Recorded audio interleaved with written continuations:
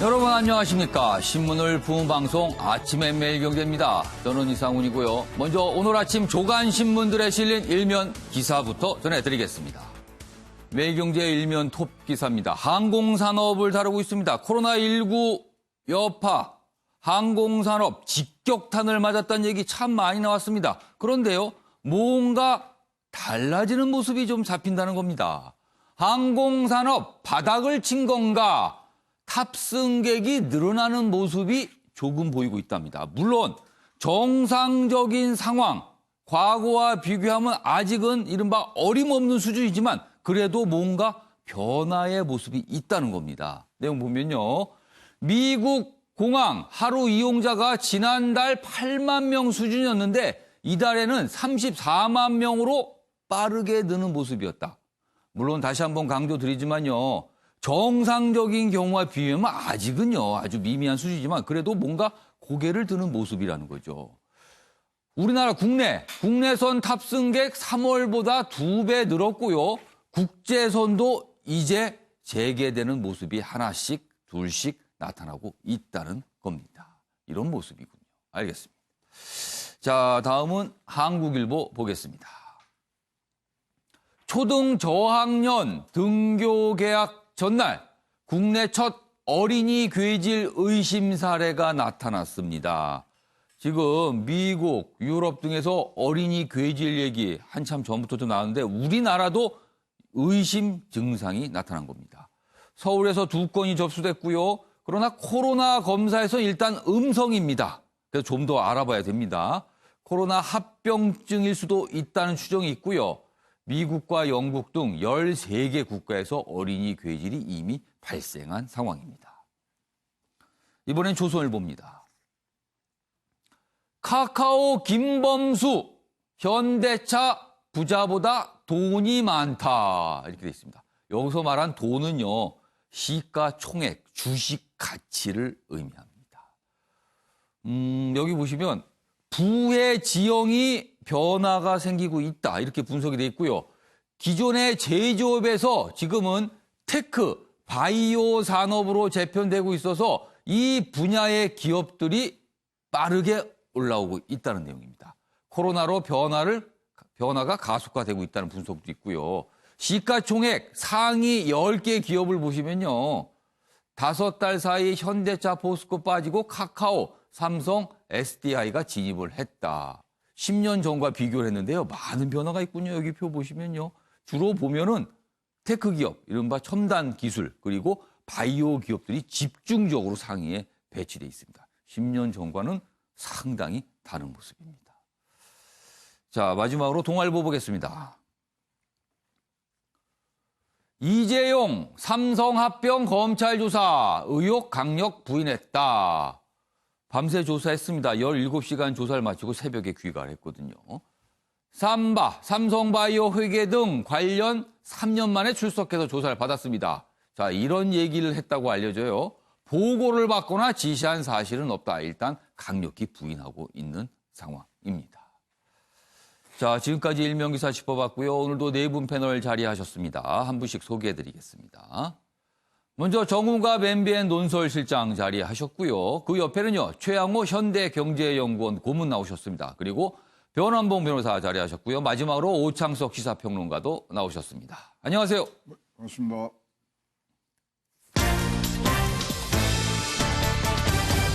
오늘 다룰 주요 이슈들을 정리했습니다. 5월 27일 아침을 여는 키워드 4가지입니다. 첫 번째 키워드, 배우설입니다.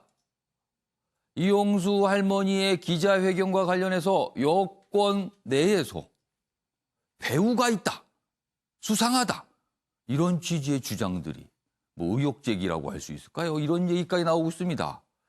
그리고요, 문의 남자 복귀. 1년 6개월 전에 청와대를 떠났습니다. 그러나 다시 복귀하기로 한 내용입니다. 달라진 부의 지형. 방금 일면기사 봤죠? 우리나라 어떤 시가총액 순위가 많은 변화가 있었다. 그리고 코로나19 여파가 더 가속화시키고 있다. 이런 내용 준비되어 있고요. 마지막으로는요.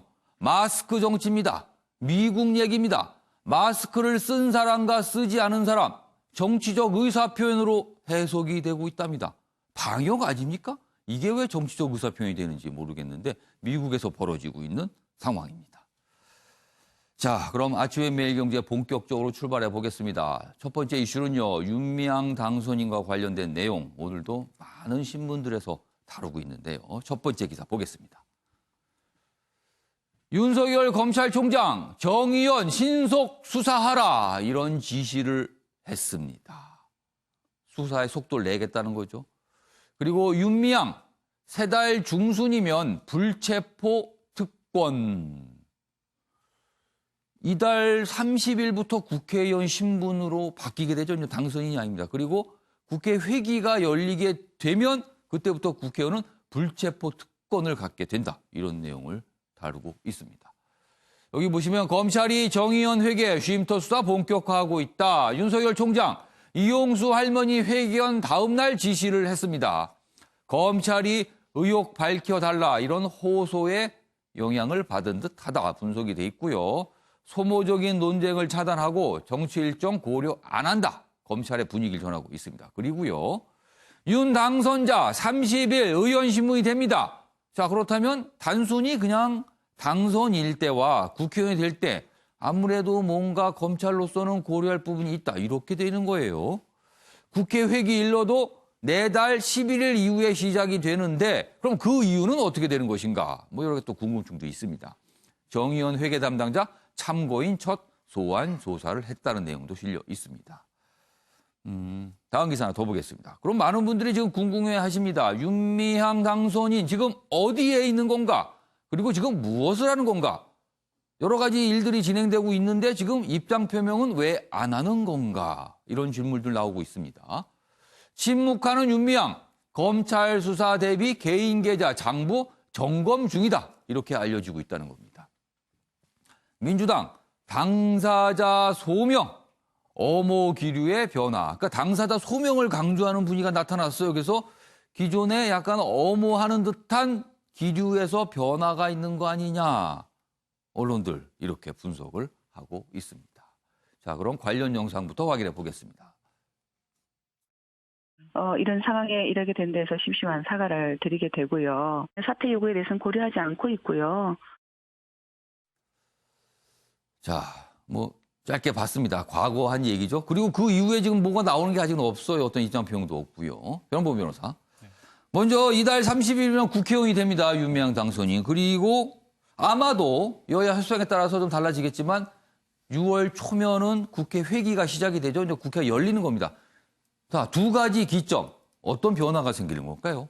예, 이제 말씀하셨던 것처럼 국회의원에게는 불체포 특권이 있습니다. 국회의원이 아닌 자연인 같은 경우에는 검찰에서 소환을 하거나 뭐 체포하거나 또 구속하는데 아무런 제한이 없긴 하지만 국회의원 같은 경우에는 회기 중에는 그 국회의 동의가 있어야만 체포를 하거나 구속을 할 수가 있게 됩니다. 근데 이제 6월 초에 국회가 열리게 되는데 이제 그 당선인 신분이 있어서 국회의원 신분으로 변화가 되겠죠. 그러면 이제 회기 중 불체포 특권이 적용되는데 6월 초에는 이제 국회의장 선출을 위한 본회의가 한번 열리게 될 거고 그 이후에 이제 원 구성 등을 하거나 이제 아마 여러 가지 의회 운영 일정을 짜야 되기 때문에 당장 회의가 열리지는 않을 것 같습니다. 그렇죠. 예, 그럼 아마 6월 중순 넘어서야 아마 될 것 같은데 그 전까지는 여전히 국회의원 신분이긴 하지만 불체포 특권이 적용되지는 않죠. 아직 회기가 열리지 않은 상태니까요. 국회의원의 불체포 특권은 회기 중에 국회의 동의 없이 체포하거나 구속할 수 없다라는 것에 국한되는 것이고 회기가 열리지 않을 경우에는 뭐 체포라든가 구속을 할 수가 있기 때문에 6월 중순 이전에는 여전히 수사하는 데는 큰 지장은 없을 것으로 보여집니다.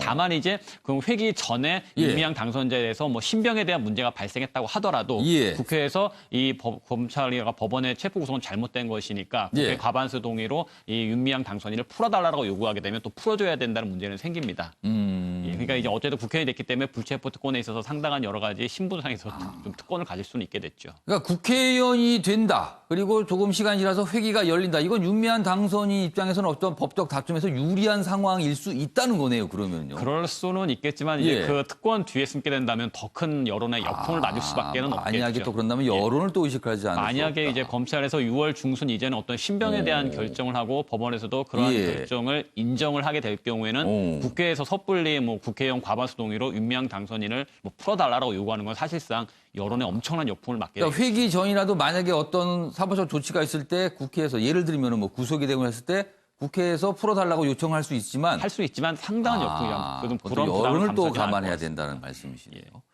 정관 실장님. 사실 윤미향 당선이 지금 한참 됐습니다. 어떤 입장 표명이 없어요. 그래서 기사에 따르면 어떤 향후에 검찰 수사에 대한 대비를 하고 있다 이렇게 나오고 있는데 뭐 어떤 기사에는 또 변호인과 관련해서 뭐 준비하고 있다는 얘기도 있어요. 이런 분위기라면 의원 신분이 된 이후에 끝까지 한번 다퉈보겠다 이런 좀 생각을 하는 걸까요? 글쎄요, 윤미향 당선인이 어떤 생각을 하는지는 잘 모르겠습니다만 저는 이 문제가 어떤 국회 안에서 숨어서 이게 해결될 사안은 이미 떠났다고 봅니다. 워낙에 국민적 관심과 의혹이 있기 때문에 제가 지금 윤 당선인이 좀 굉장히 신중하게 보이는 것은 그동안에 나왔던 의혹에 대해서 언급한 것이 오히려 굉장히 논란을 증폭시키고 또 역효과를 냈거든요. 그런 측면에서 저는 이번에 이용수 할머니가 굉장히 오랫동안 깊이 있는 여러 가지 얘기를 했습니다. 그거에 대한 충분한 증빙 서류를 갖고 대응하지 않았을 경우에는 오히려 또 다른 논란을 증폭시키는 결과만 초래하기 때문에 저는 윤 당선 입장에서 굉장히 신중할 수밖에 없다 그런 생각을 해봅니다. 하지만 지금 오래전부터 계속 문제 제기했던 그 점에 대해서 윤 당선이 이번에야말로 정확한 어떤 객관적 사실을 토대로 해서 국민들에게 이해와 설득을 하지 않는다면 저는 당으로서도 굉장히 부담스러울 것이고 또 이미 검찰에서 지금 수사를 하고 있지 않습니까? 검찰에서야 정책 일정을 감안할 이유가 없죠. 워낙에 국민들의 지금 관심사가 크고 상당히 한편에서는 또 분노하는 분들이 있기 때문에 첫째는 윤 당선인이 그 부분에 대해서 사실이 아니라면 명확하게 설득력 있게 좀 제시를 해야 되는 것이고 그렇지 않다면 정치적 도의적 법적인 책임을 피하기 굉장히 어렵죠. 만약에 위법 사실과 어떤 탈법 이런 문제가 제시됐다면은 그리고 저는 이 과정에서 자꾸 진영 이런 얘기를 합니다만 적어도 이용수 할머니 당사자들에게만큼은 손가락질을 해서는 안 된다고 봅니다. 그게 누구를 위한 무엇을 위한 것이냐는 질문이 되돌아올 수 있거든요. 그런 측면 등등을 염두에 둬서 윤 당선인이 빠른 시일 내에 좀 정리된 또는 어떤 자기 거취를 포함한 입장을 분명히 제시할 필요가 있다고 봅니다. 지금 정은갑 시장님께서 여러 가지 설명 중에 굉장히 중요한 대목을 말씀을 해 주셨어요. 지금까지 온 상황에서 이용수 할머니와 관련해서 어떤 비난과 비판 이거는 문제가 있는 거 아니냐. 그 할머니의 말씀을 일단 듣고 따져봐야 되는 거 아니? 따져봐야지 그걸 갖고 비난하거나 다른 설명을 하거나 이러면 좀 문제가 있는 거 아니냐 설명해 주셨는데 지금 꼭 그런 것만 같지는 않습니다. 여권 내에서 이런 목소리가 있어요. 지금 보겠습니다. 다음입니다. 김어준 배우설 제기에 이용수 할머니 다신 그런 말 말라. 배우설 어떻게 보면 음모설이라고도 볼 수가 있어요. 이렇게 나오자 이 얘기도 있어요. 이 수양딸이신 분이 있어요. 이용수 할머니 수양딸. 2015년에 수양딸이 되신 분이 있는데 이용수 할머니가 회견문 갖고 그 내용 말씀하시고 기자회견 했잖아요. 그 회견문 내가 받아 적었다. 김어준 궁금하면 내게 전화를 해라. 그러니까 이 얘기는 뭐냐면요. 이 회견문 뭔가 이상하다. 할머니가 직접 쓰고 하신 것 같지 않다. 그리고 할머니가 쓸 수 있는 표현이 아니다. 이런 의혹 제기를 했는데 그거에 대해서 이렇게 설명이 나온 거예요. 그리고 최민희 전 의원, 이용수 할머니가 이제 기부금과 관련해서 어떤 식사 얘기를 했잖아요. 배고프다고 했는데 밥도 사주지 않았더라. 이런 얘기가 있는데 그와 관련해서 기부금으로 식사 불가하다. 그러면서 할머니에 관해서 약간 지적을 한 얘기를 했거든요. 그러자 여기 보면 김근식 행사 후 식대로 사용 합법이다. 무슨 소리냐. 또 이렇게 또 반박하는 설명도 나오고 있습니다. 뭔가 의혹 제기를 하고요. 그거에 대한 또 설명도 나오고 이렇게 갔습니다. 어제 하루 동안. 자, 그럼 이와 관련된 영상이 있습니다. 확인해 보겠습니다. 다 보고 나서 누군가 자신들 입장을 반영한 왜곡된 정보를 할머니께 드렸다라고 저는 개인적으로 결론을 내렸어요. 위안부 문제만 집중해 있었던 30년간 단체에 왜 정신대 문제만 신경 쓰지? 강제징용 문제만 신경 쓰지? 왜 무슨 권리로 위안부 문제를 끌어다가 이용했냐? 이 말은 굉장히 뜬금없는 이야기예요. 근데 하필이면 이 가짜인권당이 주장하는 바가 바로 비슷한 내용이에요. 지금까지 할머니가 이야기하는 것과 윤미향 때문에 자신이 탈락됐다고 주장하는, 그러면서 할머니의 첫 번째 기자회견에 등장했던 가자인권당 최용상 대표, 이곳이 강제징용 문제를 주 이슈로 삼는 것입니다. 그러니까 할머니께서 이런 말씀 하시잖아요. 기부금이 들어왔는데 네. 내가 배가 고팠다. 그래서 맛있는 걸 먹자고 했다. 그런데 안 됩니다라고 했다. 근데 이거는 사실은 시민단체에서 혹은 우리가 촛불을 많이 경험하잖아요. 네. 거기서 모금된 돈으로 예. 누구 개인에게 누가 밥을 먹자 그러면 지출할 수가 없는 거거든요. 그러니까 이용수 할머니가 한 얘기에 대해서 문제가 있다라고 지적을 한 거예요. 그러면서 앞부분 영상 내용에는 뭔가 배우가 있는 거 아니냐, 뭐 이런 취지로 좀 들립니다. 자, 기사 하나 더 보겠습니다. 이런 상황에서요, 이런 설명이 또 나오고 있습니다. 이용수 할머니의 수양딸, 어머니 뜻대로 내가 회견문 정리했다. 이런 내용입니다. 김어준 등 회견 배우설에 반박을 했습니다. 나는 민주당 권리당원이다. 이렇게 밝히기도 했습니다. 그런데 이렇게까지 의심을 하고 배우가 있을 수 있다는 얘기를 할 수 있는가라고 지금 그런 취지로 얘기를 하고 있는 거예요. 역시 뭐 여기 기부금 관련 얘기 또 여기도 실려 있습니다. 여기 보면 이 수양딸이 설명한 얘기가 좀 더 소개돼 있습니다. 여기 보면 언론과의 통화에서 이렇게 설명을 합니다. 처음에는 정신대 할머니와 함께하는 시민 모임 대표가 데려온 어떤 교수가 기자회견문을 써준다고 했는데 첫 문단부터 윤미향이 등장을 했다. 그런데 이거는 좀 문제가 있는 거 아니냐 이렇게 판단했다는 거예요. 그래서 어머니는, 여기서 어머니는 이용수 할머니를 말합니다. 어머니는 윤미향의 잘못도 있지만 위안부 운동 방식이 문제라고 강조했기 때문에 운동 방식의 변화 요구 등을 위주로 썼다 하고 설명을 하고 있습니다. 반박을 한 거죠, 이렇게까지요. 자, 두 분께 미리 질문 좀 드렸어요. 최영하 고문님하고 오창석 평론가. 최영하 고문님, 지금 여기 소개된 인물들 여권 인사라고 할 수 있습니다. 여권 내에서 이런 어떻게 보면은 의혹 제기일까요? 어떤 반박일까요? 이렇게까지 반응이 나오고 있습니다. 이건 왜 그럴까요? 아니, 이제 공격의 예. 대상을 사실은 예. 지금까지 뭐 횡령, 사기, 뭐 배임, 뭐 이런 부분들로 해서 지금 뭐 이 논쟁이 지금 왔지 않습니까? 예. 근데 지금 그 톤을 지금 바꾸려는, 프레임을 바꾸려는 의도가 지금 보여요. 그러니까 메시지 내용에 대해서는 지금 공격이 불가하거든요. 왜냐면 또 사실 확인도 해야 되고 지금, 그리고 국민들 눈높이는 벌써 뭐 이 낙제점을 받았지 않습니까? 예. 그러면 항상 메신저를 공격을 하더라고요. 이런 주변에 어떤 이 언론이라든가 이런 예. 김어준 방송 등등을 보면은, 그러니까 이용수 할머니를 지금 뭐 공격하러 들어간 것 같아요. 이용수 할머니 자체를. 예. 근데 이용수 할머니 자체 공격하는 거는 진짜로 뭐 이건 어불성설이죠. 이 단체라는 것은 예. 위안부 할머니들을 위해서 만들어진 부분인데 예. 지금 그것을 굉장히 뭐 오도하는 듯한 하는 건데, 지금 뭐 여기 뭐 이 윤미향 당선인을 예. 보호를 한다 그러면 예. 내용에 대해서 얘기를 해야 되는 거지, 근본을 하면서 지금 본체를 흔들고 있는 듯한 모양이라서 예. 그게 뭐 좋아 보이지는 않고요. 예. 이렇다면 진짜로 뭐 논리의, 지금 말씀하시는 논리의 연장선상을 보면 이용수 할머니가 친일파가 돼야 되는 거거든요. 그러니까 이거야말로 지금 논리가, 근데 그게 성립할 수 있나요?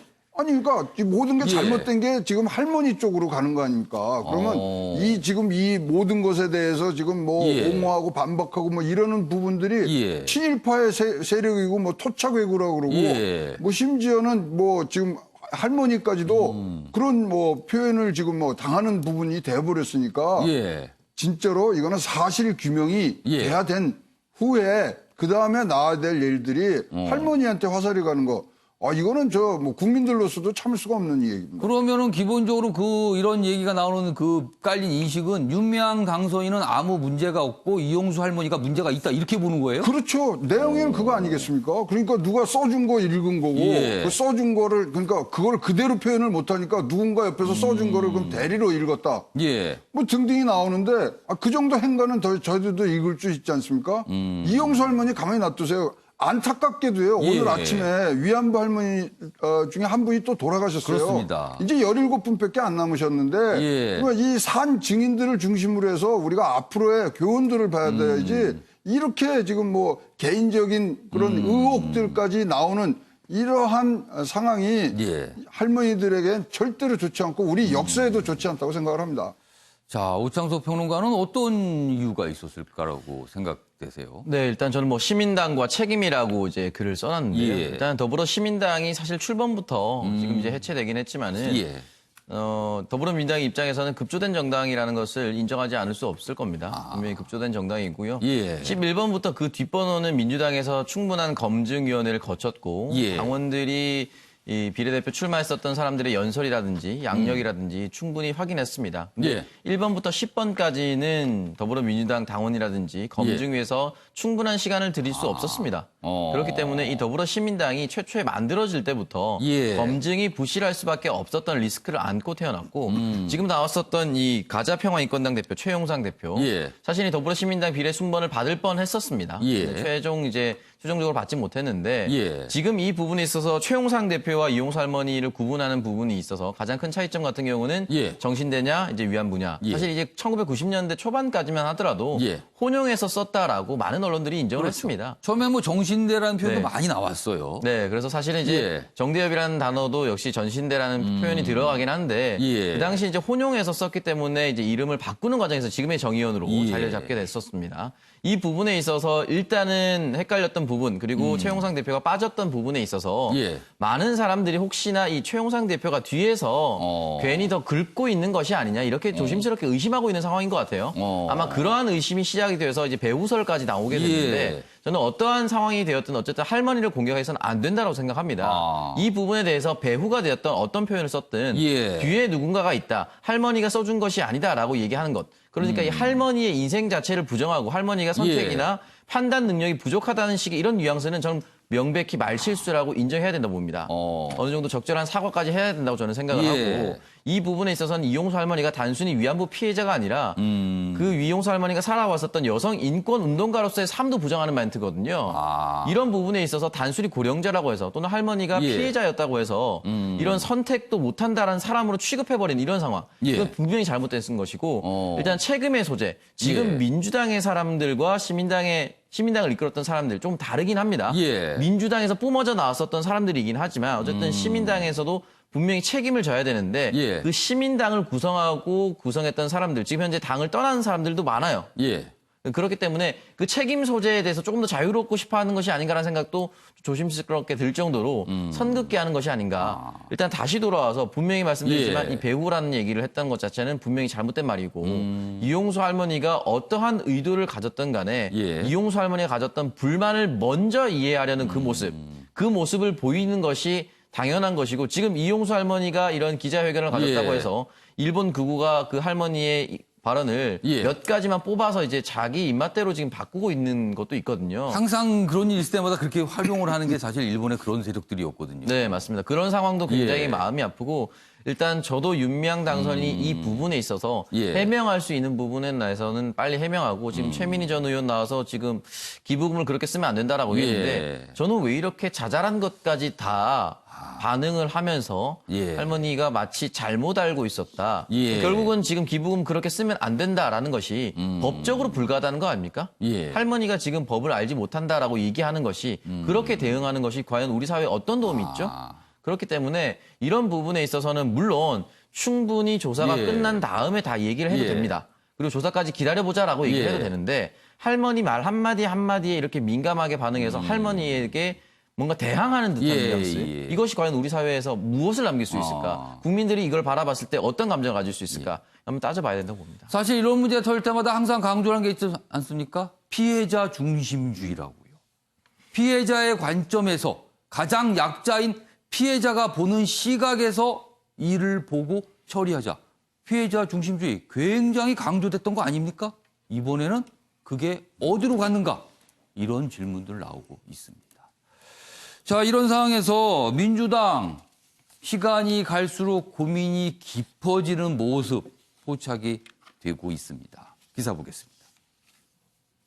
민주 윤미향 리스크 고심 제목이 이렇게 돼 있습니다. 내용 보면요.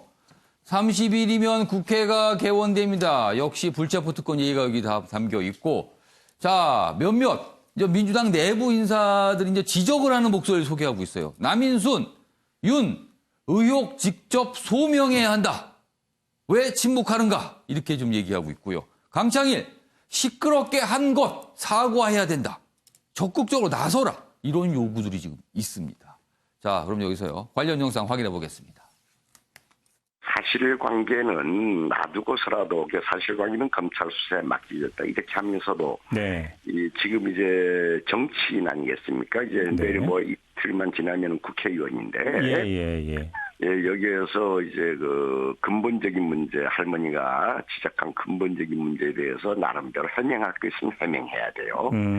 해명하고 또 국민에게 대해서 이제 또 사과받을 우선 이렇게 시끄럽게 된 것 자체가 네. 되게 참 사과해야 될 사안 아니겠습니까? 네. 국민에게 네. 이게 한일 그 양국 간의 문제까지 이제 번지고 있는 상황이기 때문에 여기서 일종의 그 책임을 져야 되는 부분이 있죠. 네. 여기서 입장을 발표하는 것이 좋지 않느냐 이렇게 생각합니다. 이 사안과 관련해 민주당의 공식적인 입장은 지켜보자입니다. 유지되고 있습니다. 그러나 당내에서 저런 목소리가 나오고 있죠. 지도부를 압박한다라고 느낄 수도 있을 것 같은데 최영학 고문님, 네. 지도부의 인식과 지도부가 아닌 구성원들의 인식 약간 균열이 벌어지는 겁니까? 그렇죠. 사실 확인이 우선이라는 게 원래 당의 기조였는데 예. 지금 이제 이 부분이 있습니다. 이제 국회의원 선서를 하면 예. 윤미향 당선자가 개인에서 당의 뭐 국회의원으로 바뀌기 예. 때문에 당의 책임이 훨씬 더 커지는 거거든요. 사실 당이 오롯이 그거에 대해서 어떤 부담을 다 느낄 수 받아야죠. 있어요. 다 받아야 되는데 예. 그 사실 확인이 우선이라는 것 시간을 주고서 예. 본인이 해명을 해야 되는 부분들을 분명히 시간적인 여유를 줬는데도 불구하고 지금 윤미향 당선자가 자기가 스스로 나와서 얘기할 때는요. 예. 설득력이 하나도 없어요. 지금은. 너무나 번복을 많이 했고 다른 얘기가 들어왔고 의혹이 또 의혹을 증폭시키고 있기 때문에 예. 그렇다면 당이 나서야 되지 않느냐는 지금 내용들이 지금 들어오고 있는 거죠. 당 차원에서 뭔가 적극적인 어떤 조치가 있어야 된다는 거예요? 그럼요. 그럼? 지금 일하는 국회를 지금 지금 캐치프레이즈로 잡은 예. 지금 거대 여당인데 지금 이것이 해결 안 되면은 가자마자 국정조사 특검 이런 얘기 나오면서 예. 또 이분법으로 갈 수밖에 없는 국회가 되니까 예. 지금 거대 여당으로서의 지금 리스크도 크고 예. 민주당이 당 차원에서 일을 해야 되는 부분들이 있기 예. 때문에 사실 이제 며칠 안 남았습니다만 이 사이에 개인의 아주 명쾌한 해명이 우선적으로 나오고 거기에 검찰 수사에 협조를 해서 예. 빨리 사실 확인이 나와야 이것이 지금 풀릴 그런 상황이기 때문에 예. 당도 그런 차원에서 좀 빠르게 진행을 해야 된다고 생각을 합니다. 사실 총선이 끝난 뒤에 여도 야도 모두 다짐한 게 있습니다. 일하는 국회 이번엔 기필코 달성해 드리겠습니다라고 국민들한테 얘기했어요. 분명히. 그런데 시작부터 21대 국회 시작부터 지금 국정조사 얘기부터 나올 것 같아요. 지금요. 다툼이 벌어지는 겁니다. 그것도 민생과는 그다지 관련이 없는 분야에서요. 이거 어떻게 좀 정리 좀 안 되는 겁니까? 빠른 시일 내에. 알겠습니다. 이 인물 각각의 사연과 이야기들이 뒤에 있습니다. 먼저 첫 번째 인물은요. 탁현민입니다. 국정과 관련된 어떤 홍보, 행사, 탁월한 능력을 발휘했다고 평가받았는데 1년 6개월 전에 청와대를 떠났습니다. 자, 어떤 얘기가 있을까요? 보겠습니다. 문의 남자 돌아온다. 이겁니다. 탁현민 전 청와대 행정관, 이번에는요, 의전 비서관으로 내정이 됐습니다. 그 전에는요, 청와대를 떠나기 직전에는 행정관이었어요. 비서관이 더 높습니다. 승진한 겁니다. 1년 6개월이나 정확히 16개월입니다. 16개월 만에 승진해서 청와대 복귀, 이렇게 돼 있습니다. 그런데요, 사실 탁현민 전 행정관과 관련해서는 야당을 중심으로 그동안 지적이 있었는데 뭐냐면 이른바 여성에 대한 어떤 폄하 이런 거 아니냐 이런 지적을 받았거든요. 다음 기사 보겠습니다. 페미니즘 정부라더니 여성 비하 탁현민 다시 불러들인 청와대. 이르면 이번 주 비서관급 인사를 할 예정인데 그중에 포함이 됐습니다. 의전 비서관에 내정이 됐고요. 물러난 지 16개월 만에 승진해서 복귀합니다. 단순 복귀가 아니라 승진을 했다는 거죠, 또. 사과도 제대로 안 하는데 이런 우려가 있다고 합니다. 과거에 논란이 됐던 대목들이 여기 소개가 돼 있는데 뭐 이미 아실 것 같고요. 그리고 내용을 소개해드린 게 그다지 아름답지 않습니다. 여기 나온 등장한 표현들이요. 그래서 이런 논란이 있었다는 정도로만 소개해드리고요. 과거 영상 다시 한번 확인해 보겠습니다. 그렇죠. 이제 공연이라는 게 뭐 구상만 갖고 되는 건 아니니까. 공연에 대한 문의를 하러 가는 거고요. 공연을 어떻게 진행할지, 뭐 어떻게 구성할지 뭐 등등을 다 이야기하려고 하고. 15분 안에 정리하세요. 네. 감독님 자, 한 걸음 나오세요. 인사부터. 하는 어쨌든 센터에 계시니까 여기 맞춰가지고 다 같이 일단 먼저 한번 저기 모습이 나타나시면 저희가 걸어 내려가는 겁니다. 그 전에는 안에 계실 거예요. 괜찮아요. 자, 이분한테 준 거야.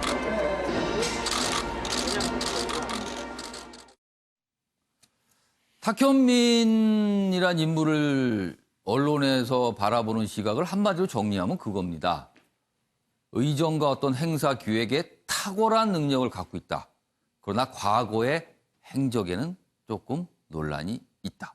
이게 섞여 있는 겁니다, 지금. 그래서 계속 논란이 됐었죠. 자, 16개월 만에 문재인 대통령이 다시 탁현민을 청와대로 불러들인 겁니다. 이유가 있었을 겁니다. 정관 실장님, 어떻게 보세요? 대통령의 의중 뜻을 잘 안다고 봐야겠죠. 그러니까 행사 계획을 할 때 예를 들면 대통령 입장에서 문 대통령은 탈권위, 그러니까 국민과의 그 대통령의 거리를 좀 좁히려는 그런 뜻을 갖고 있단 말이죠. 그에 맞춰서 탁현민 행정관이 상당히 그 적합한 계획을 한다라는 측면.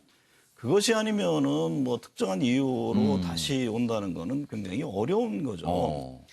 근데 사실 돌이켜보면은 행정관을 놓고 이렇게 정치적으로 논란이 됐던 경우도 굉장히 드문 거죠. 전례가 있었나 싶기도 합니다. 근데 그만큼 상당히 관심이 있고 어떻게 보면 한편에서는 야권 입장에서는 부담스러울 정도로 뭐 능력 발휘를 한다라는 그런 것도 내면에 좀 깔려 있을 거라고 봅니다. 원래 탁 행정관은 잘 아시겠습니다만 공연 기획 이런 데서는 굉장히 두각을 나타냈죠. 나는 꿈수다도 계약했고 예를 들면 윤대현 밴드라든가 들국화 공연 연출가로서도 상당히 이름을 알렸죠. 어쨌든 지금 그 문재인 대통령이 추구하고자 하는 국민과의 거리 좁히기 이런 부분에서 굉장히 그 와닿는 기획을 한다는 그 점을 저는 높이 인정을 했다고 봅니다. 다만 뭐 과거의 발언들에 대해서 야권이라든가 일각의 언론에서 제기하는 부분 그 오랫동안 이전에도 또 똑같은 문제들이 제기가 됐죠.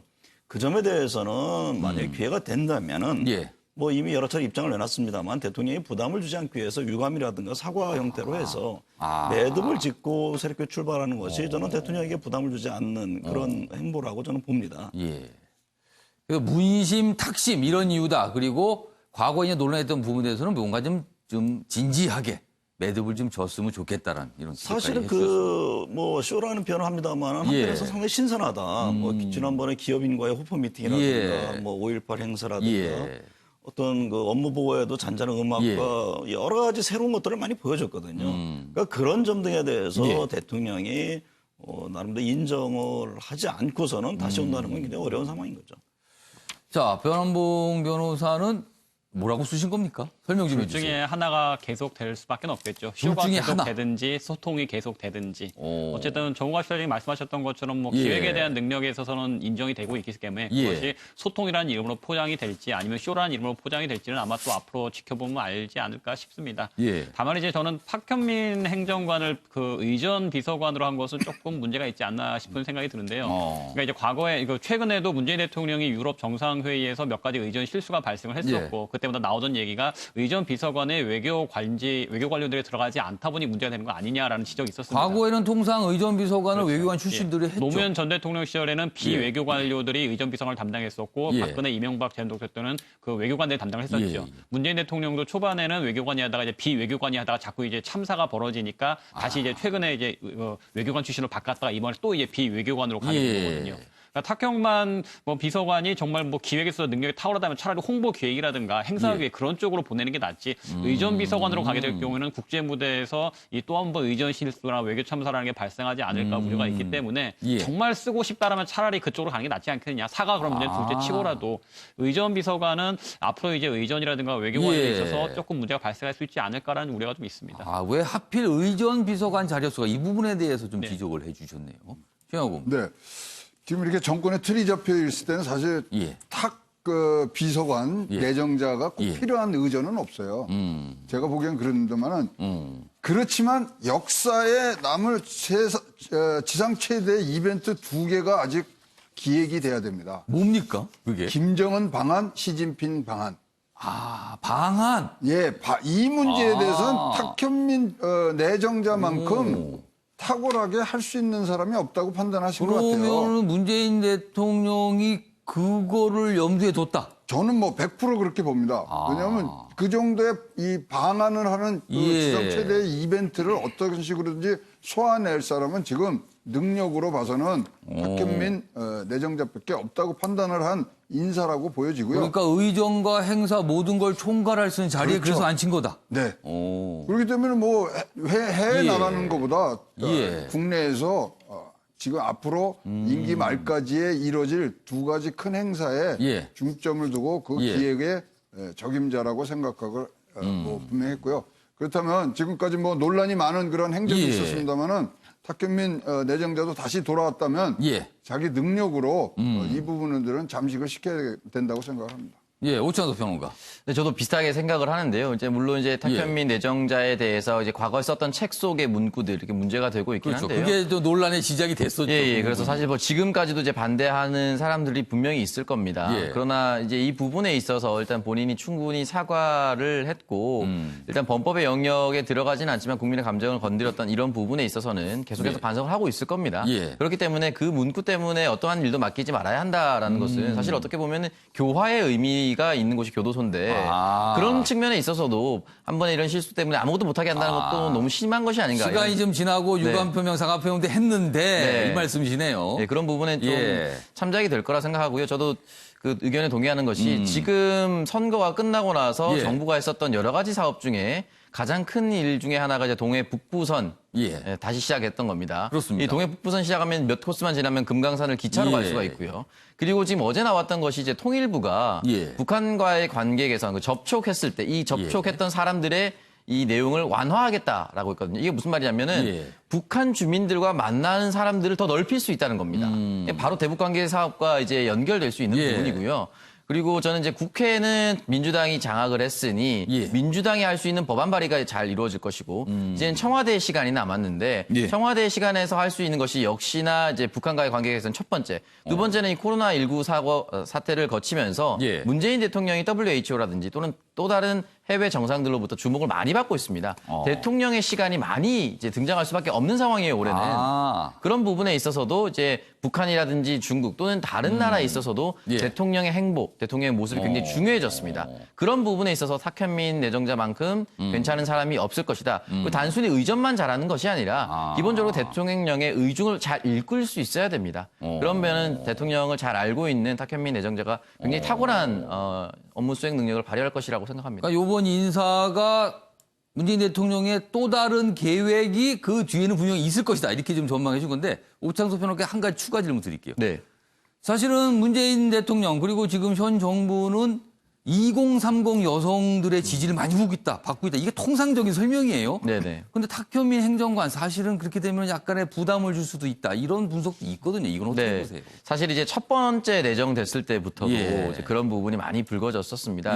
그리고 2030을 뿐만이 아니라 4050, 60 여성분들도 사실 저런 발언에 대해서 동의하시는 분들이 몇 명이나 되겠습니까? 다 반대하실 거라고 생각을 하고 비단 여성뿐만이 아니라 남성도 탁현민 내정자가 얘기했었던 이 책 속의 문구 동의하지 않을 거라고 봅니다. 그러나 그 부분에 있어서는 역시나 이제 탁현민 내정자가 어떤 뭐 뭉개기식 발언이라든지 이런 부분이 아니라 일단 사과의 발언을 남겼기 때문에 그 부분에 대해서는 어느 정도 계속해서 용서를 구하면서 가지 않을까 그렇게 생각합니다. 알겠습니다. 자, 이번에는요, 두 번째 인물 좀 보겠습니다. 유승민 의원이 돼 있습니다. 유승민 의원이요. 어떤 사연이 있을까요? 내용 보겠습니다. 유승민, 다음 대선이 마지막 정치 도전, 보수 첫 출사표. 그러니까 본인의 팬클럽 카페에 동영상을 보냈습니다. 뭐, 한 5주년? 이런 약간 날이 됐거든요. 그래서 그걸 축하하는 동영상인데 그 동영상 대목 중에 대선 얘기가 들어있어요. 다음 대선이 마지막 도전이 될 것이다. 그렇다면 대선에 나서겠다고 밝힌 겁니다. 지금까지 이렇게까지 구체적으로 얘기한 적이 없었거든요. 여기 또 좀 더 나옵니다. 보수 단일 후보로 민주당을 꺾겠다. 위기 시대에 맞는 경제 전문가 숙명이다. 이렇게까지 얘기한 겁니다. 아주 구체적이죠. 다음 대선에 나선다. 보수 단일 후보가 되겠다. 민주당을 꺾겠다. 경제를 잘하는 전문가. 이건 숙명이다. 그리고 이런 가운데 통합당과 한국당은 합치기를 결정했다는 내용도 함께 실려 있습니다. 자, 그러면은 이 동영상 과연 어떤 것인지 확인해 보겠습니다. 2022년 3월 9일 대통령 선거, 이게 저의 이제 마지막 남은 정치의 도전입니다. 반드시 제가 보수 쪽의 단일 후보가 되어서 민주당 후보를 제가 반드시 이기겠다. 주영하고 의원님. 네. 이런 얘기예요. 2022년 대선이 마지막 남은 정치 도전이다. 출마한다는 거잖아요. 그리고 반드시 보수 단일 후보가 되겠다. 민주당 이길 것이다. 3단계입니다. 설명이. 일단 도전한다. 이거는 본인이 결정하면 되는 겁니다. 자, 그럼 두 번째부터 보수 단일 후보가 되는 부분, 그리고 민주당을 이길 수 있냐는 부분. 이 두 가지 단계 어떻게 전망하세요? 지금 자기 소견을 얘기한 거에 대해서는 굉장히 찬사를 보냅니다. 그렇게 이제 뚜렷하게 얘기하신 게 좋은데, 근데 이제 문제는 지금 대선 도전을 벌써 의사를 밝히신 분들이 꽤 있어요. 좀 나오고 있습니다, 지금. 홍준표 의원, 그다음에 원희룡 지사, 오세훈 전 서울시장 등등이 나왔기 때문에 보수 단일 후보가 될 것인지, 그다음에 이제 비대위는 김종인 비대위가 이제 출범을 했기 때문에 거기서 어떤 형식으로 후보를 만들 건지 거기에 대해서는 이제 큰 퀘스천 마크가 물음표가 이제 들어가는 거죠. 자, 민주당이 이길 것인가, 그거는 진짜로 보수 단일 후보가 됐을 때 나오는 얘기이기 때문에 그 부분은 제가 코멘트를 안 하겠습니다만 어떻게 하든지 이런 대권 도전의 의사를 말씀하시는 건 굉장히 좋고요. 이것을 어떻게 국민 눈높이에 맞춰서 단일 후보를 내느냐, 이게 보수 진영의 지금 지상 최대의 지금 명령이고 국민의 진짜 이 요구고 국민들이 바라는 길이라고 생각을 한다면 지금 많은 분 나와서 그것을 싸울 수 있는 게임의 룰, 그게 제일로 중요하다고 생각합니다. 변환보 변호사, 이 기사는요, 어제 사실 아침부터 계속 나왔습니다. 이게 새벽에 아주 늦게 올려져서 아침부터 보도가 됐는데, 그 이후에 통합당 내의 반응은 좀 어떻습니까? 들어보셨습니까? 어제 유승민 의원이야 원래 대권에 대한 꿈은 있으셨기 때문에 그냥 하실 말씀을 하신 거라고는 일반적인 평가라고 보일 것 같고요. 아마도 현재 그 당 사정과 현재의 룰대로 경선을 한다면 만약에 홍준표, 유승민 붙는다면 차라리 홍준표가 후보가 되겠죠. 아직까지는 그 배신자 이미지라든가 그 당의 분란을 초래했다. 그에 대한 좀 반감이 크기 때문에 그야말로 이제 절대 다수 책임당을 보유하고 있는 TK라든가 그쪽에서는 좀 반감이 좀 큰 상황이거든요. 근데 이제 만약에 이걸 국민 경선으로 바꾼다라거나 오픈 프라이머리 아니면은 조금 룰을 바꿔서 한다라면 가능성이 있기는 하겠지만 현재의 구도를 놓고 본다라면 아직까지는 좀 쉽지는 않으시겠죠. 두 분 다 룰 얘기가 있어요. 룰이 관건이라고. 정무갑 시장님 어떻게 보셨어요? 김종인 이제 위원장이 들어서면서 기존에 이제 수구 보수가 아니라 개혁적 합리적 보수를 지금 주창을 하고 있죠. 또 그렇게 가야만 하고 또 이렇게 간다고 얘기를 하고 있기 때문에 여기에 맞는 그렇다면은 대선 후보군이 누구냐. 그 유승민 의원 같은 경우는 굉장히 개혁적인 보수로 스스로가 자처를 했습니다. 그러니까 또 경제통이고 예. 또 여러 경제정책 부분에서도 굉장히 전향적인 입장들을 과거에 내놓았죠. 그런 측면에서 보면은 저는 유승민 후보가 당연히 대선 행보를 할 것이고 예. 향후에 있어서는 당내에서 새로운 어떤 역학구도가 형성되려고 저는 봅니다. 그 지금 보수의 움직임을 보면은 뭐 유승민 의원 그렇고 말씀하셨듯이 뭐 예를 들면 원희룡 지사라든가 뭐 김병준, 김무성, 뭐 홍준표 등등 여러 이제 후보들이 뛸 겁니다. 예. 거기에 저는 장기적으로 안철수 대표 같은 경우도 합류할 가능성이 상당히 있다. 그러니까 범보수라는 표현을 했거든요. 예. 그 안에서 저는 열띤 어떤 경쟁 구도는 슬슬 만들어갈 수 있다. 그 중에 한 주자로서 움직임이 분명히 있다. 그 축이 있다. 저는 그렇게 보고 있습니다. 이제 그것을 어떻게 잘 구성 조합해 나가냐 이게 보수에서는 굉장히 관건인데 어쨌든 이제 김종인 위원장 체제에 지금 힘을 실어주는 모양새지 않습니까? 그런 상황을 좀 더 지켜볼 필요가 있다. 그리고 실제적인 대선 움직임군이라는 건 지금의 지지율보다는 연말 연초가 됐을 때 좀 더 과시화될 것이다. 그 안에서 서서히 어떤 분들이 좀 두각을 나타내는지 볼 필요가 있다. 저는 그렇게 봅니다. 이것도요. 뭐 지켜보면 합니다. 어떻게 되는지. 시간이 흐르면서 어떤 변화가 생기고 어떤 모습일지 다 이제 나타날 겁니다. 자, 세 번째 인물 보겠습니다. 흑백 사진입니다. 오래된 사진이 실려 있습니다. 김재규입니다. 어떤 내용이 뒤에 있을까요? 내용 보겠습니다. 제목이 이렇게 돼 있습니다. 반역자인가 민주투사인가 각각 물음표가 찍혀 있죠. 그러니까 아직 뭔가 매듭이 앉아 있다는 의미로 보입니다. 김재규 유족 40년 만에 재심 청구다. 재심 땐 사건 내막이 드러날 듯하다. 이렇게 또 분석도 돼 있습니다. 좀 더 내용 하나 보겠습니다. 고 김재규 전 중앙정보부장 12.6 사태의 주역이죠. 내란 목적 살인죄는 무죄라는 취지로 40년 만에 법원에 재심을 청구한다는 내용입니다. 자, 그럼 관련 영상도 있습니다. 확인해 보겠습니다. 12.6은 대한민국 현대사의 물줄기를 크게 바꾼 역사적인 사건임만은 부정할 수가 없습니다. 당시 보도는 철저하게 통제가 되었고 재판 역시 당시 권력의 부당한 감시와 외압 속에서 공정하게 이루어지지 않았습니다. 이번 재심 신청은 12.6에 대한 짐작과 단정을 대한민국의 역사로 전환한다라는 의미가 있다라고 유족들은 판단했습니다. 변한봉 변호사. 네. 지금 이렇게 재심 청구를 하겠다는 입장이 나온 이유. 그러니까 재심 청구 사유가 좀 궁금하고요. 그리고 만약에 재심 청구가 받아들여진다면 재판이 다시 되는 거 아닙니까? 그때는 과연 무엇이 쟁점이 될 건가? 이거 좀 설명해 주세요. 이제 재심 재판부가 만약에 판단을 하게 될 경우에는 가장 다투어지게 될 사유는 그 김재규 전 부장이 박정희 전 대통령을 살해한 건 분명한 사실이죠. 그건 뭐 거둘 수 없는 사실인데 다만 그것이 내란 목적 살인이냐 아니면 단순 살인이냐 그 부분이 아마 쟁점이 될 것 같습니다. 그러니까 이제 현재까지 밝혀진 한국 현대사 연구자들의 일반적인 견해는 김재규 전 부장이 어떤 치밀한 동기와 계획을 가지고 박정희 전 대통령을 시해했던 것은 아니었던 것 같다. 아마 차지철 경호실장과 어떤 뭐 갈등성에서 우발적으로 벌어진 것이 아니었겠느냐라는 거 보고 있는 것 같습니다. 또 실제 11.6 이후에 김재규 전 부장의 행보를 보더라도 어떤 치밀한 시나리오에 의해서 뭐 국가를 장악하기 위해 했던 목적으로 보이지는 않는다라는 것이 강한 것으로 봤을 때 과연 이것이 내란 목적으로 박정희 전 대통령을 시했던 것이냐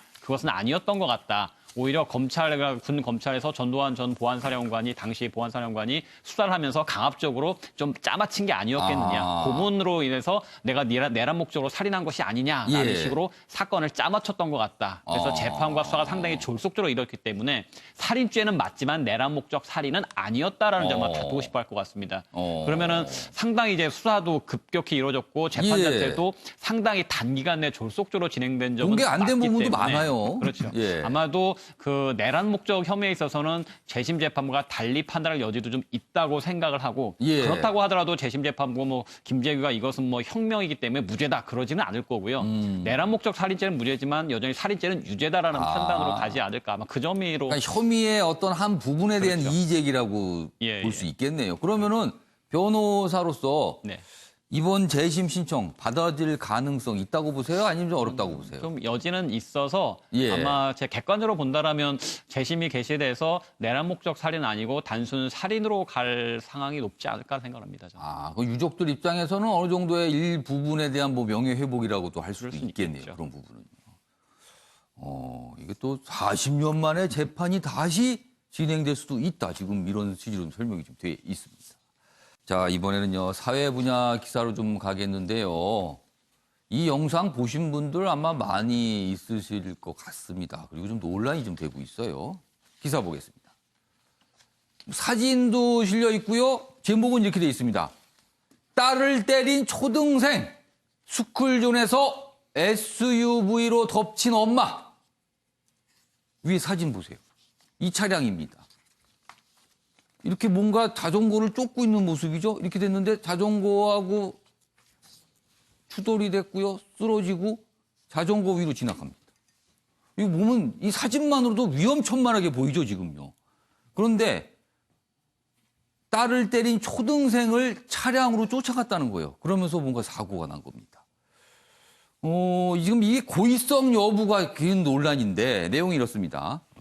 초등생을 바짝 쫓아가 추돌, 다리 부상 입었습니다. 그 초등생은요. 운전자 하차 후에 아이 꾸짖는 듯한 모습이 있었어요. 그리고 아이는 뭔가 이렇게 고개를 숙이면서 사과하는 듯한 모습도 있었고요. 가해자, 고의성은 없었다고 진술합니다. 그러니까 이렇게 추돌 사고가 나서 자동차가 자전거를 이렇게 밟고 올라가고 아이가 다친 거, 이거 고의성이 아니다. 사고다라는 거죠. 그런데 경찰 쪽에서 이제 조사하고 있습니다. 그리고요, 여기가 바로 스쿨존이었답니다. 그럼 뭡니까? 스쿨존에서 난 사고, 민식이법 적용이 될 수 있다는 거예요. 이 준수 여부도 수사한다는 겁니다. 이 꽤 큰 논란이 좀 되고 있습니다. 이 모습이요. 자, 그럼요. 어떤 모습이었는지 영상으로 확인해 보겠습니다. 자, 지금 보시죠? 차량이 모퉁이를 돌고 자전거가 있죠? 자, 위험해 보입니다. 이렇게 한눈에 보이게도. 그리고는 자동차와 추돌하고 쓰러진 겁니다. 그리고 차량이 지나가는데 울퉁불퉁하죠? 이게 자전거 위로 지나간 겁니다. 이 모습입니다. 이걸 어떻게 좀 봐야 될지. 일단 운전자는 고의성 없었다. 저런 사고에. 그냥 쫓아가다가 그렇게 한 것이다. 자, 이런 내용들이 좀 나왔습니다. 저 지금 끄트머리에 나왔던 영상은 좀 관계가 없는 영상이 좀 붙어 있습니다. 그 앞부분 영상을 봐주셔야 됩니다.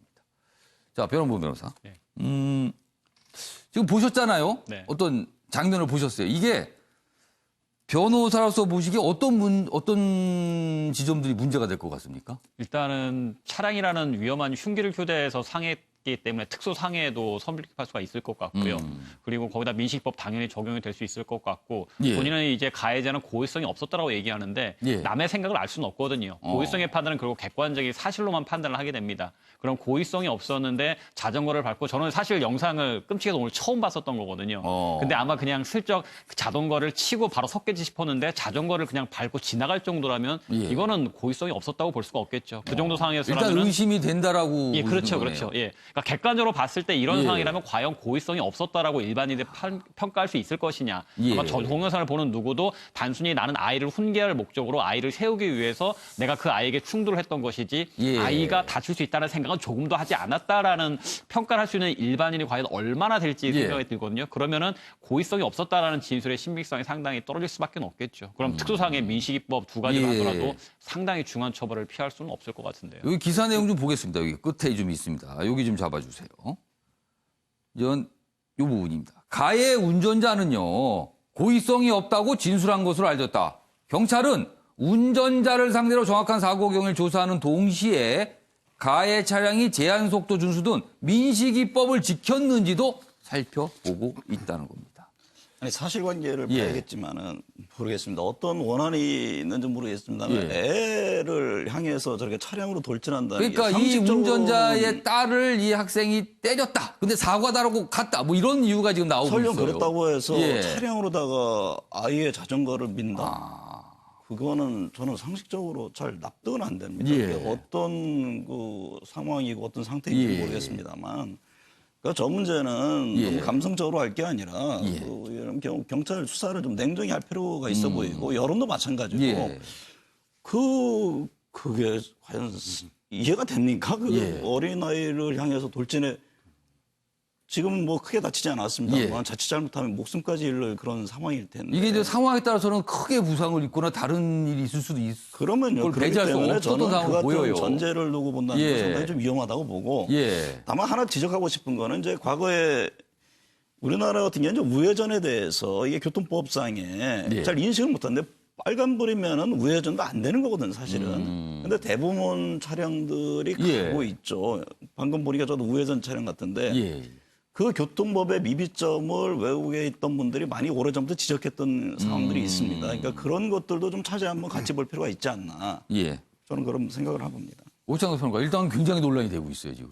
네, 사실 저 부분 이제 마지막 장면이 조금 이제 잘려서 지금 나오게 되는데요. 예. 일단 탑승했던 차량에서 내려서 내리죠. 예, 내립니다. 달려가는 또 장면이 있는데 그 예. 부분에 있어서 그 아이가 다쳤는지 확인하러 가는 장면인지는 아니 다시 내려서 다시 훈계하러 가는 장면인지 좀 애매해요. 예. 그러니까 좀 놀라서 내려갔다기보다는 그냥 내려서 다시 혼내러 가는 그런 느낌이었거든요.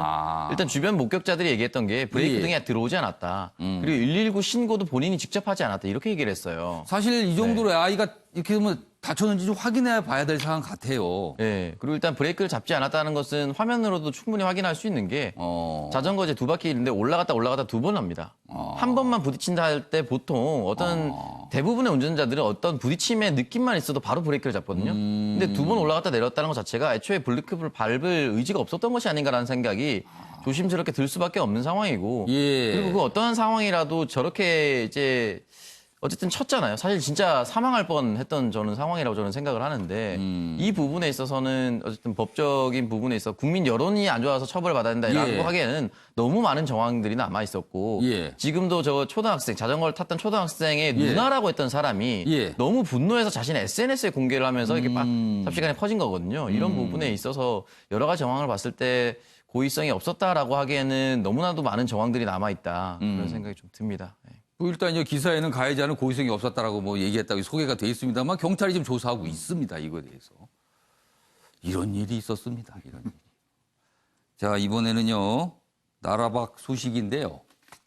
코로나19와 관련된 거죠. 그런데 마스크입니다. 사진을 좀 봐주세요. 여기 보면 트럼프 대통령 부부 그리고 대선의 경쟁자죠. 바이든 후보자 부부. 그런데요. 이쪽은 마스크 없습니다. 이쪽은 마스크 있습니다. 여기 보시면 미국의 메모리얼 데이입니다. 우리로 치면 뭐 현충일 정도 되겠죠. 그래서 각각의 다른 장소에서 어떤 행사에 참석을 한 모습인데요. 안 쓰고 쓰고입니다. 그리고 이런 모습이 단순히 미국의 정치 지도자만 나타난 게 아니라 미국 국민들 사이에서요.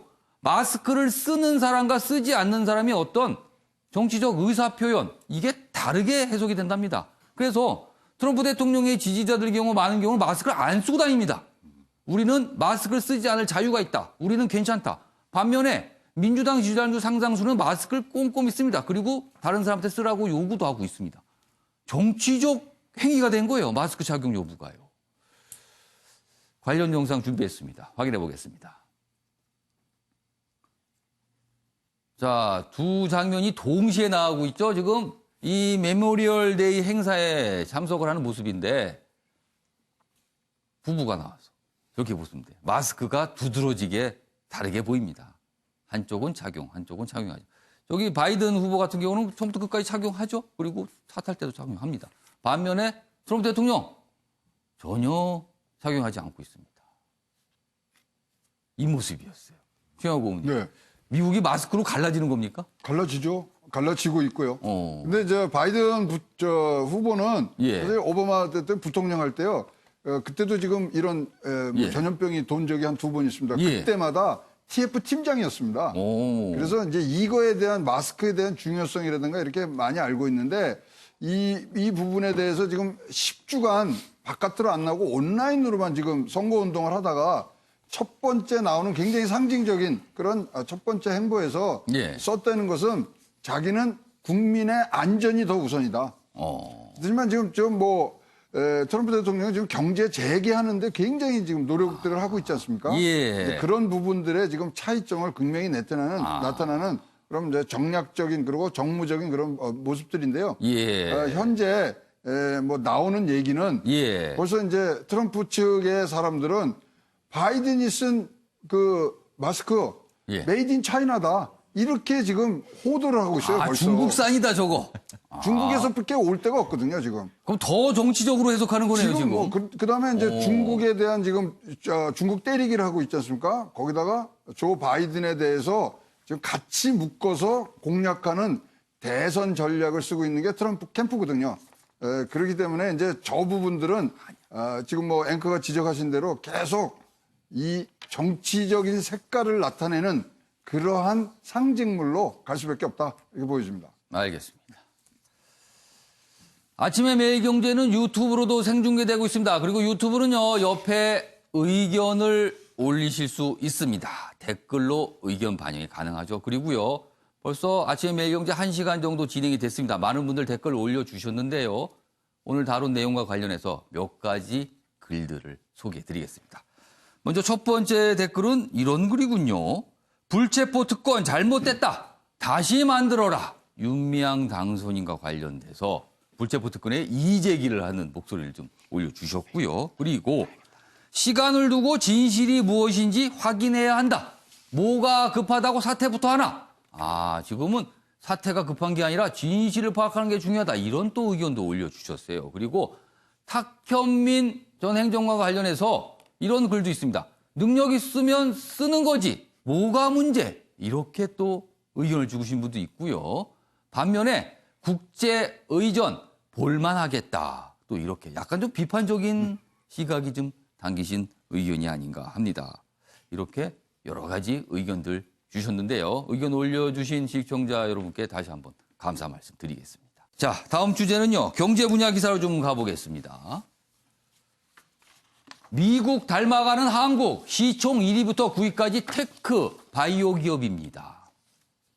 시대가 바뀌었다. 여기 제목이 이래요. 달라진 부의 지형이다. 우리나라를 대표하는 기업, 어떻게 보면 시가총액 상위 기업이라고 볼 수 있잖아요. 그런데 달라졌다는 거예요, 지금. 내용 좀 보겠습니다. 코로나 사태로 부자의 순위에도 변화가 왔다. 테크 기업, 바이오 기업 창업자 급부상했습니다. 셀트리온, 그다음에 NXC 등등등 새로운 기업들이 상위에 올랐다는 거예요. 그리고 자산이 급증한 기업인도 있고요. 여기 보면 NC소프트 이름도 나옵니다. 여기 보시면 이 표도 좀 봐주실까요? 한국 부자 상위 15위 이렇게 돼 있습니다. 여기 보면 이건희 삼성전자 회장이 1위입니다. 그런데 그 밑에 서정진 셀트리온 회장, 김정수 NSC 대표, 그다음에 이재용 삼성전자 부회장, 김범수 카카오 회장 등등등. 과거와는 확실히 다른 모습이다. 그리고 사진까지 소개가 좀 돼 있습니다. 정관 실장님, 세상이 달라지고 있는 거죠? 그렇죠. 오래전에 이미 달라졌죠. 그러니까 우리나라는 아직 전통 제조업의 굉장히 그 전체적인 범위가 넓은 것이고, 애플이라든가 마이크로소프트, 아마존 이미 전 세계 기업들은 진작부터 새로운 길로 그러니까 기술 집약적 산업들이 세상을 이끌어가고 있는 거죠. 그런데 이번에 코로나 전국 이후에 특히 이제 새롭게 이제 조명받는 그런 상황이어서 전체적인 시가총액 또 움직임도 있는데 저는 이번 코로나가 굉장히 중요한 계기라고 봅니다. 그러니까 새로운 어떤 산업이라든가 규제를 좀 풀면서 뭔가 도약할 수 있는 토대를 만들 수 있는 또 나름대로 이 기회에 좀 뭔가 구조조정을 좀 해서 새로운 세계 질서 또 미래를 이끌어갈 수 있는 어떤 그런 산업의 토대를 만드는 게 굉장히 중요하다. 그러니까 지금 정부에서 재정 투입해서 기업 살리기 이건 당연히 해 나가는 일입니다만 그와 덧붙여서 뭔가 새로운 구조조정과 방향을 설정해 나가는 그런 계기로 삼는 게 굉장히 중요하지 않나. 미래 대한민국의 경제를 위해서 좀 그렇게 보고 있습니다. 조영검님. 과거에 이른바 중우장대 산업, 그렇죠. 중우장대 제조업 우리가 강하다 그랬어요. 조선, 아니 철강 이런 겁니다. 근데 지금 세월이 바뀌면서 그런 기업들이 좀 뒤로 밀리고 있고 이른바 굉장히 소프트한 첨단 기술을 갖고 있는 기업들이 그렇죠. 부각되고 있다. 이런 내용입니다, 지금. 네, 언택트. 이것으로 퍼지고 있는 사회, 그다음에 정치, 그다음에 경제의 급변화들을 그대로 반영하는데 요번에 참 새로운 점은요. 우리 코스피가 오를 때는 느리게 오르고 내려갈 땐 빠르게 내려갔는데요. 요번에 지난 3개월 동안 우리나라가 상승률 1위를 했습니다. 그러니까 빠를 때도 빠르게 빠졌지만 올 때도 또 빠르게 올랐어요. 빠르게 올랐어요. 그래서 지금 저점 대비 39% 올랐거든요. 미국의 다우 같은 31%나서 우리가 1등을 하고 있는데 그런데 더욱더 놀란 거는 삼성전자나 외국인들이 끌어온 게 아니에요. 그러니까 우리가 개인 투자자들의 힘으로 이렇게 올라간 부분들이 있어서 우리도 지금 처음 보는 그런 현상들이 있는데 이제 이게 장기화 되느냐, 이제 지속적으로 가느냐, 이 문제에 대해서 굉장히 이제 고민들을 하지 않습니까? 그런 면에서 보면은 아직도 우리 시가총액의 20%를 차지하는 삼성전자가 좀 더디게 올라가고 있거든요. 물론 시총 1위긴 하고 있습니다만 그런 부분까지도 다 잘 보시면서 좋게 이 포트폴리오를 짜시는 게 지금 우리 동학개미라고 불리는 우리 개인 투자자들이 너무 많이 개미 운동이 벌어졌다고 그랬었죠? 물론 이게 이제 부동산이 규제를 많이 하니까 부동산에서 이 자금들이 조금 증시로 올라오는 면이 있습니다만은 어쨌든 간에 상승장은 맞다고 보여집니다. 알겠습니다. 오창석 평론가.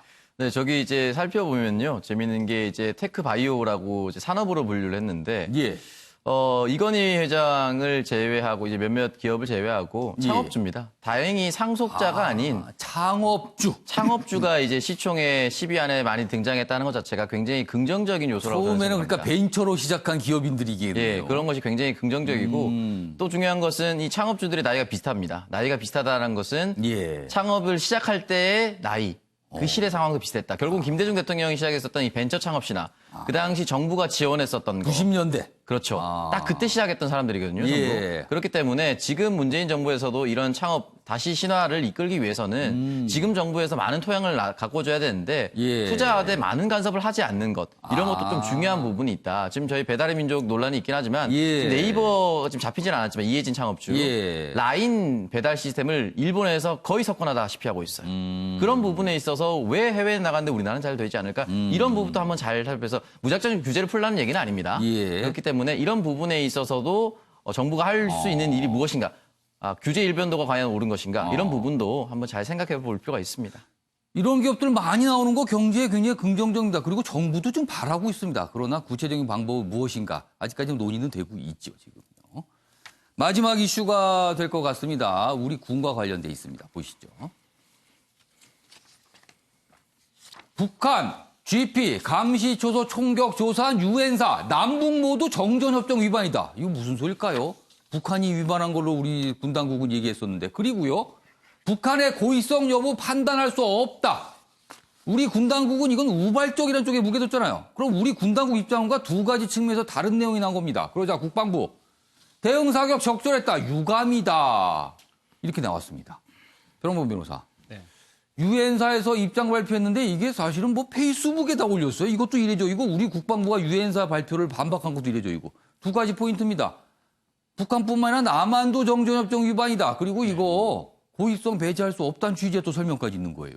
일단 고의성 여부에 대해서는 변론으로 하더라도 일단 우리가 항상 그 몇 배 보복한다는 원칙은 가지고 있었고 그에 따라 했었던 건데 이걸 정전협정 위반이라고 보는 것은 우리의 정당한 자위권마저 부인하는 게 되겠죠. 북한이 정전협정 위반했으면 그러면 그냥 가만히 통지만 해서 당신을 정전협정 위반했다라고 하는 것이 군이 할 역할은 아니기 때문에 그런 부분을 단순히 정전협정 위반이라고 볼 수는 없는 것이고 오히려 북한의 사박이 우발적이 아니다 고의적이었다고 한다면 그에 대한 남한의 대응이 매뉴얼에 따랐는지를 판단해 줬어야 되는 거지. 북한은 우발적이 아니었던 것 같다. 근데 남한도 정전협정 위반이다라는 것은 조금 납득할 수 없는 결론인 것 같습니다. 알겠습니다. 그래서 고의성 여부 판단할 수 없다라고 얘기를 했어요. 그래서 국방부가 어제 갑자기 반박하는 성명도 이례적으로 내놨습니다. 자, 아침의 매일경제 오늘은 여기서 마치겠습니다. 시청해주신 여러분 고맙습니다.